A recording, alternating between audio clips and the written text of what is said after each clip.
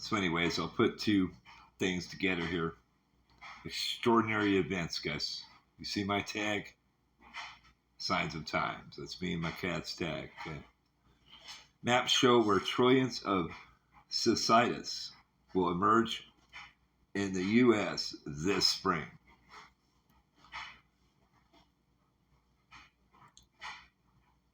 Trillions of puridical cystitis will emerge from the ground this spring, bringing with them their loud buzzing and molted exoskeletons. Here's where you will be able to see these in the U.S. I don't know what they are, man. There's pictures of them, though. I'm thinking about food, okay? When are they going to come in 2024?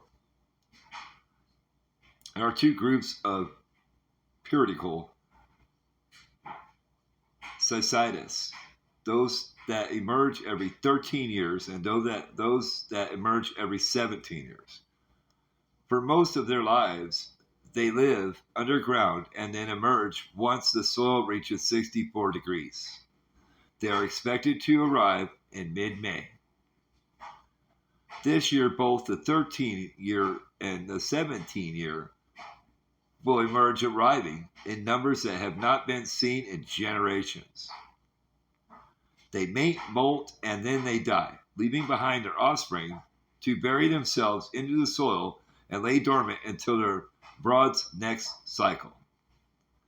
Where will cystitis be in 2024?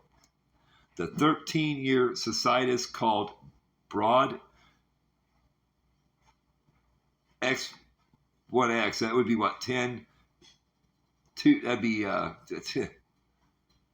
will emerge in Georgia and the Southeast. The 17-year one, called Broad 13, I could read that one, will appear in Illinois. This will be the first time since 1803 that the two broads emerged at the same time.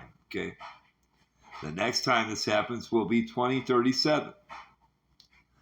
The overlap of these two broads has been dubbed by an expert as cystitogenin, but it won't be the biggest cystitis event.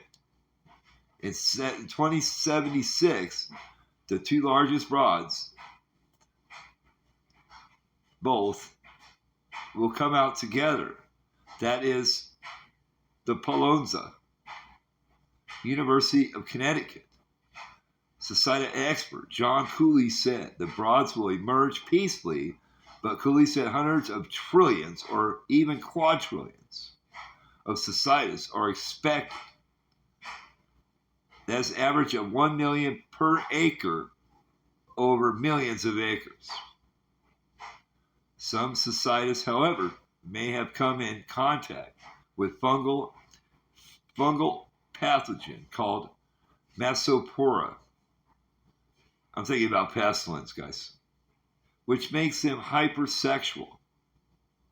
The sexually transmitted fungal infections turns them into so-called zombie cystitis, with a chalky white plug erupting out of their bodies and making their genitals fall off. Man, if they did that to people, we'd be all right. We could figure that out.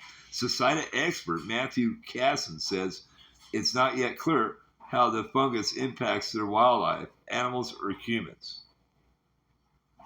The society continues to participate in normal activities like it would if it was healthy.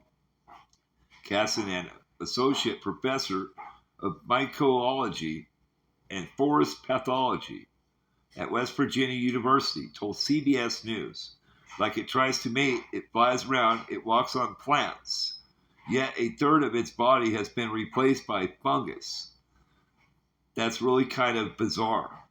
I'm wondering what they eat. That's why I'm still reading. Maps show where in the U.S. to see cystitis. The dual cystitis broad emergence will primarily be seen in parts of Illinois, Iowa, as parts of Kentucky, Missouri, Arkansas, Tennessee, Mississippi, Alabama, Georgia, South Carolina, North Carolina, and Virginia. Okay, that's pretty much a lot of our food.